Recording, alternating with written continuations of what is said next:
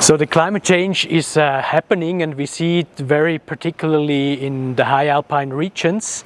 But it's not that the hazards we talk about, they were existing before. I mean, the climate change is changing maybe the probability and maybe also the extension of these processes. So the climate change is changing things, and we have to get ready to handle them, but we know the processes, so we can learn a lot from what already happened also many years ago. And the idea of this workshop is now that we collect cases where natural hazards made management important, so that people in the future can learn from what happens and maybe also better adapt to new situations also caused by the climate change.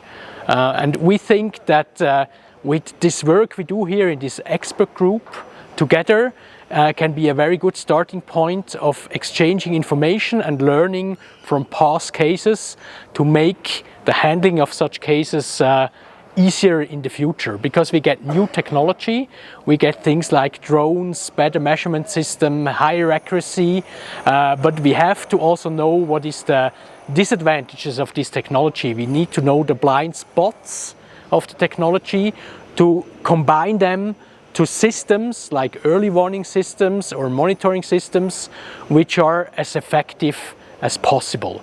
And this is something where science can contribute a lot to the practical use then the people in the field have to take from that. So the population in the mountains, they are very experienced with natural hazard processes, so they already know a lot, and also our grandfathers and the people before, they knew a lot about natural hazards. So it's not going to change completely. Maybe frequency and intensity is changing a bit, but it's not a completely new story. So we have a lot of experience, and that's very good. But one of the key points is that there will never be 100% security.